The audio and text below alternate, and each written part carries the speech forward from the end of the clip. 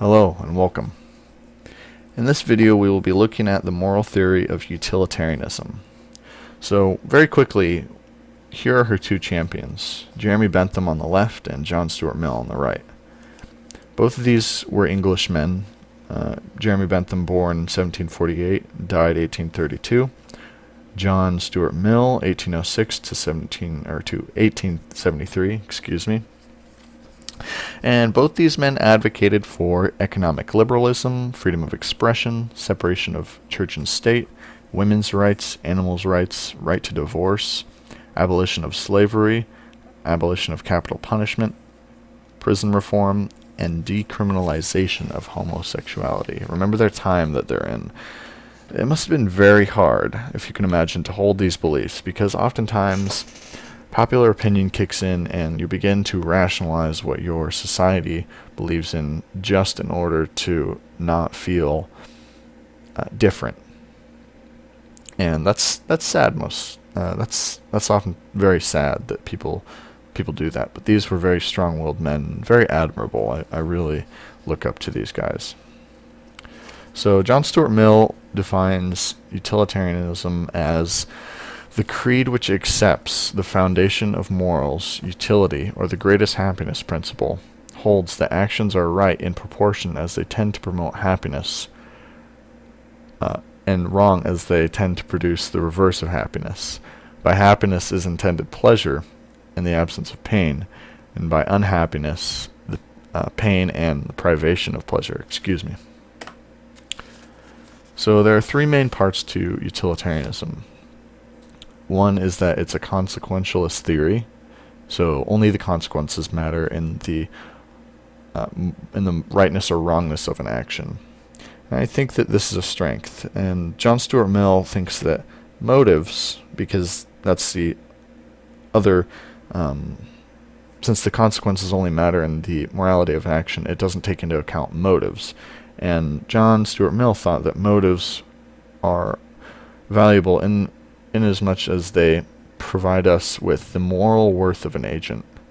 So if I accidentally hit people on the road as I'm driving, or kill people accidentally, doesn't matter how, it was an accident,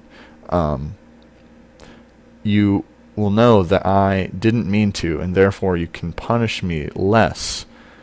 But with somebody who meant to kill a number of people, or maybe even just one person, you can know that in the future that they'll do this more and more, so therefore you punish them in more harsh ways. And the second one is that each person counts the same, or impartiality, and this stops racism, sexism, homophobia, and I think this is a strength of utilitarianism. It's very impartial. It's a good strength.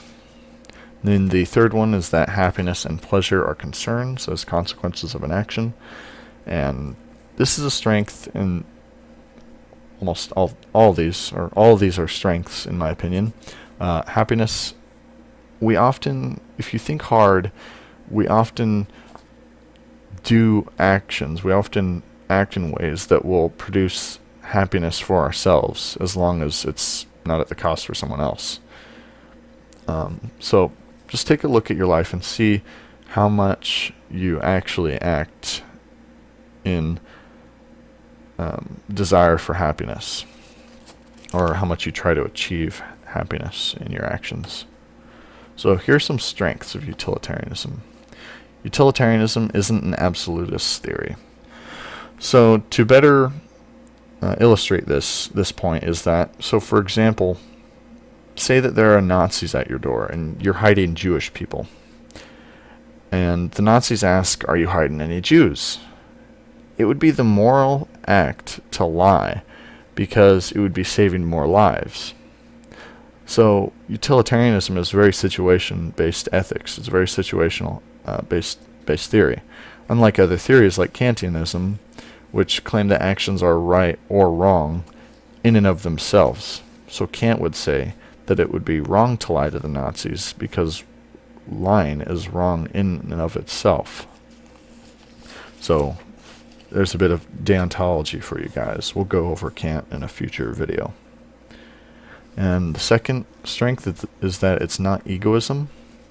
And so others count more than oneself, as long as, you know, it's a moral incident and it's not just regular life. So for example, it would be unethical for me to, if I saw a starving child on the road, to go in and spend my money on a video game instead of giving my money to the starving child. But if the child instead only desires a bike instead of food, and let's say that they have enough food to survive, then I can go ahead and buy the video game or spend my money however I want, because it's not as pertinent of a issue. So ask yourself, if you could get away with murder in order to get a life insurance policy off the person killed, would this be moral? If you should always act in your self-interest, what makes your happiness so much more important than others? And you'll often find that the response to this is that simply because it's your happiness. But this uses the conclusion as one of the premises. It's a circular argument. So if I ask you, why is your happiness more important? Well, it's my happiness.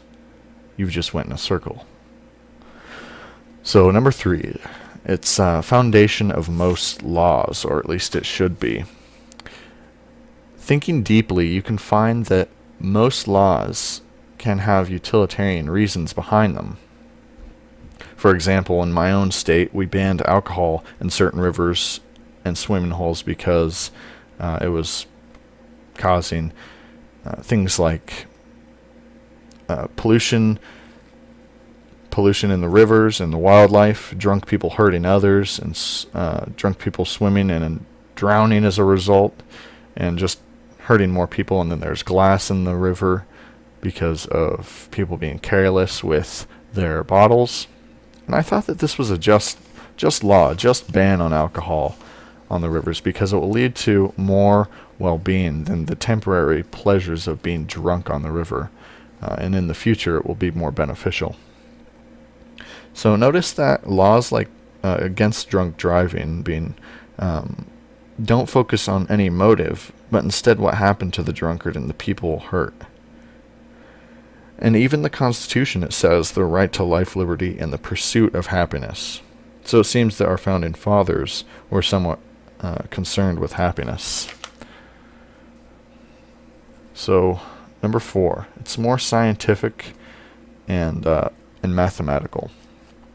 This is because we're not dealing with abstract laws or abstract rights, appeal to rights, or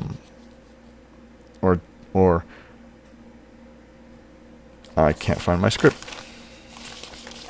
I'm sorry, hold on guys. There we go.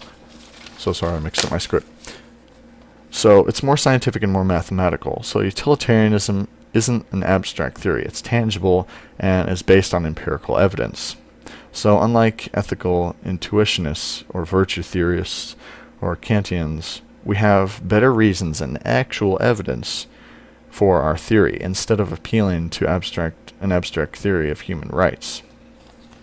I think that's a strength because it's more tangible. Alright, let's move on to some of the weaknesses.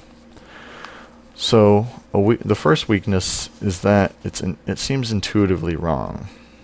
And this isn't necessarily a good reason or justification for not accepting the theory, because we don't base them off of, we don't base our ethical theories or any other theories on just hunches.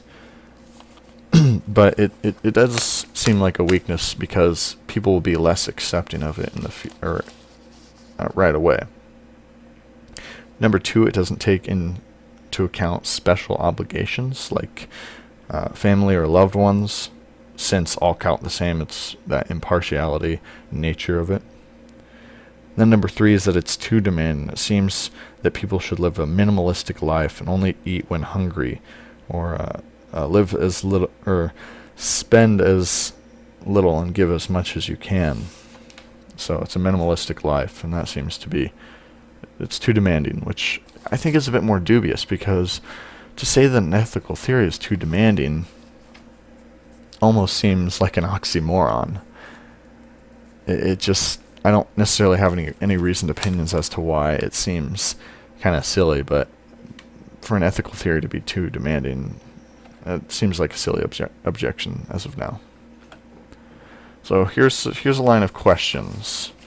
Would it be okay, suppose you live in a wild, wild west town, and the townspeople want a minority, and let's say that the minority is, well, let's just say that the minority is just one person, an Indian, and he's in the town.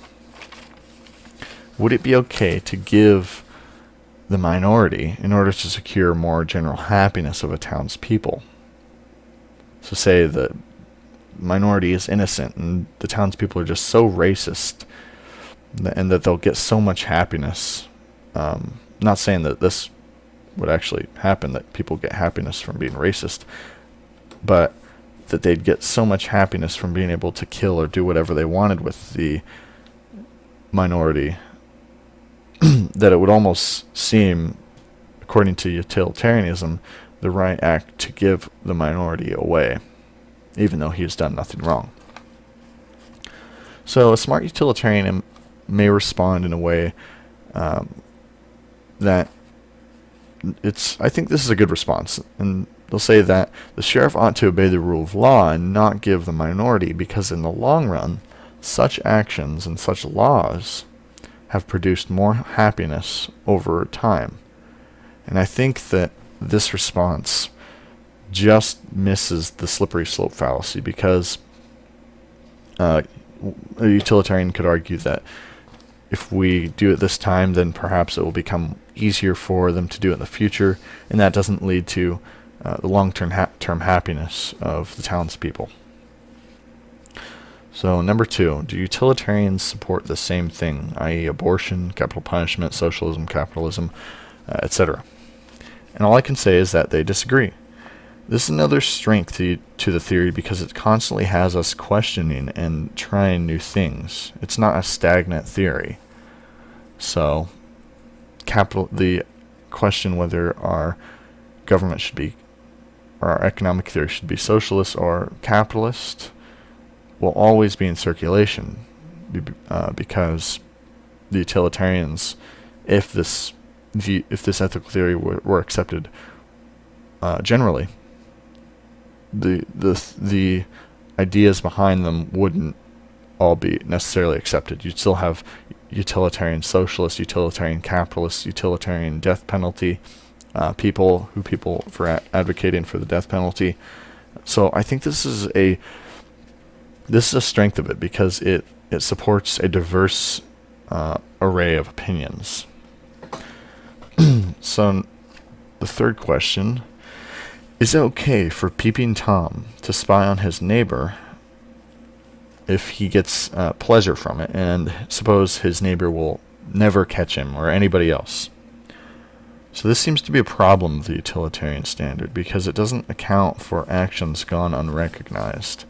And you can see in the top right that there's a picture from Back to the Future, one of my favorite movies, or a small mini series kind of. So yeah, this seems to be a weakness, and a response that I theorized for this question was that the utilitarian, if the Peeping Tom were utilitarian, he would know that we should act in the interests of others, and that the person you'd be peeping on has the expectation of privacy because they're in their house, and thus you shouldn't act in such ways. But then again, the utilitarian standard only focuses on the consequences of an action, and not perhaps what people will or desire, or necessarily desire, if it doesn't affect them negatively. So this seems to be a weakness of the standard, a sort of an Achilles tendon, if you will, Achilles foot. You can see that illustration there. So, fourth question: and this is going to be a long-winded one. I wrote a lot on this one. Are some pleasures higher or better than other pleasures? And my answer, and John Stuart Mill's answer to this, and I tend to agree with him, is that yes. An example would be that the pleasure that the cow gets from being alive and being a cow is higher than your short temporary pleasure from eating its flesh. Or another one is the pleasures of intellect.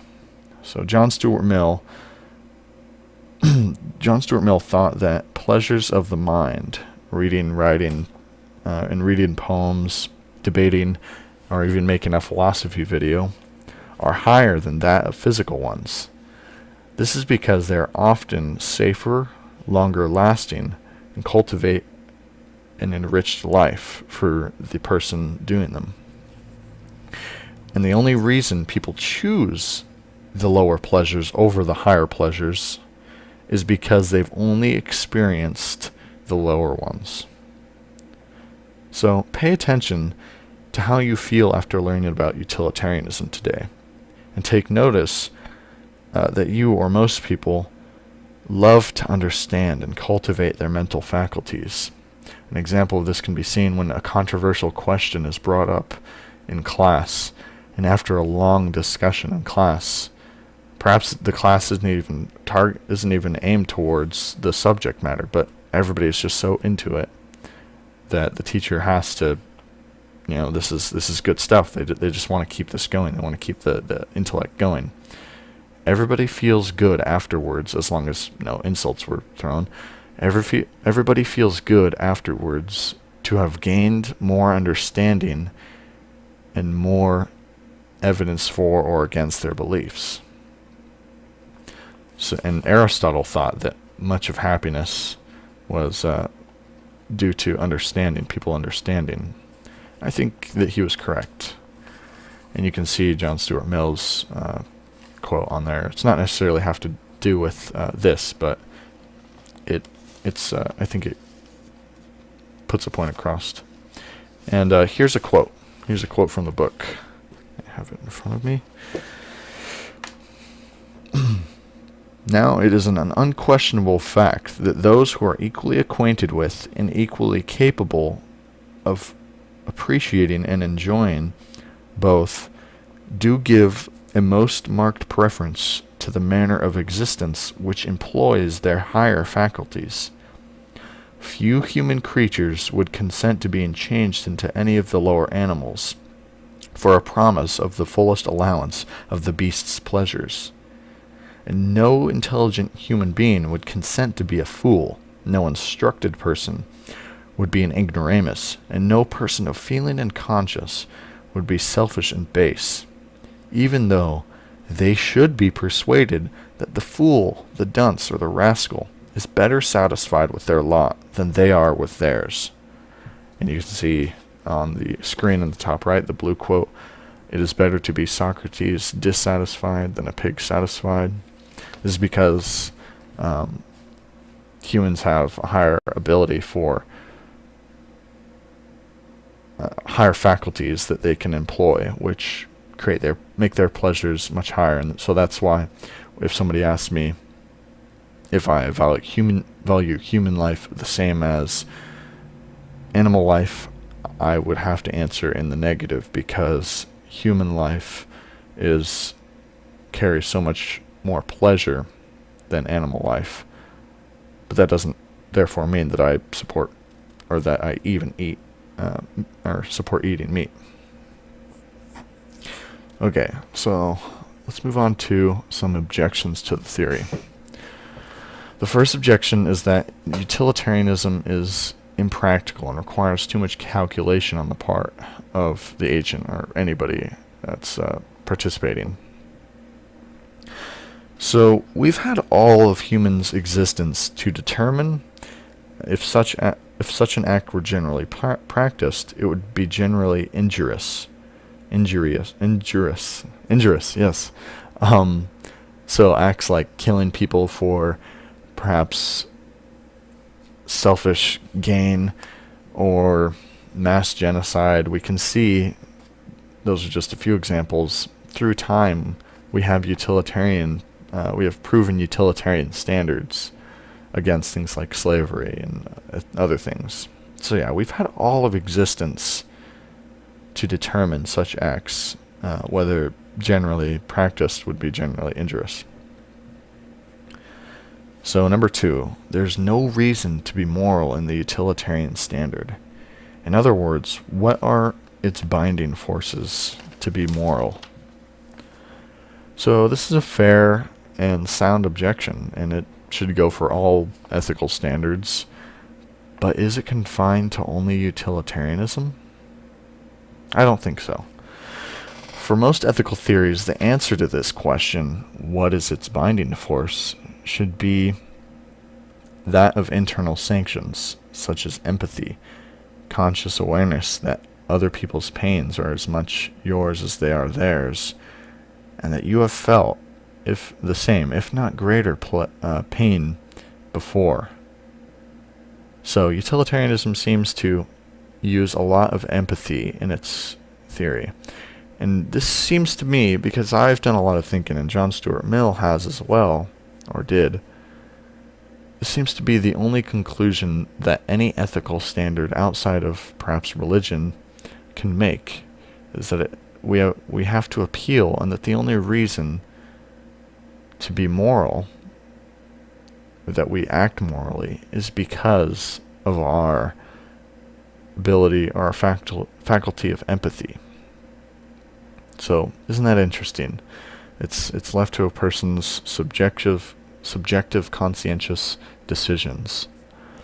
And, we can also I think of this all the time, that other people desire and act in such a way that will bring them happiness. And so it's just a matter of putting yourself in other people's shoes and noticing that you've been or have been in a more painful situation than them, and that you wouldn't desire the same for them. So John Stuart Mill thought that the golden rule, act as you would want to be treated, is a perfect encapsulation of the utilitarian standard. It really puts its emphasis on empathy. So, number 3, there's more to life than happiness. For example, virtue, intellect, understanding, and knowledge. And I would agree. But are not most of these, if not all, conduits or means to reach happiness? Interesting. So number 4, the theory takes no account as to the character or the virtue of the agent. So this is an interesting objection and misses the point, and I think is I think people resort to this one when they have nothing else to say, and they're appealing to the virtue of the agent or the character, perhaps in instances, but not even, and no other ethical standard, and especially not the utilitarian one, grants that an action is good whether a good person did it or not. So let's say that if Hitler acted in such a good way, it wouldn't hinge on his character as to the goodness of the action. So if Hitler, I really hate using him as an example, but we're going to use him. If Hitler gave to charity a bunch of money and say that brought about tons of happiness in orphans and homeless children, we wouldn't say that was an immoral act because of how Hitler's character is, or his racist tendencies, or his close-mindedness. So no theory bases its ethical standards on the character of the agent. So you can see why this is sort of a last resort for most people, and why it's a very weak one. So here's some quotes. The roots of education are bitter, but the fruit is sweet, and that's by Aristotle. The brain is like a muscle, and when it's in use, we feel very good. Understanding is joyous. I think these two men are correct in their thinking. So I'd like to thank you for watching, and please come back for more next time. Enjoy.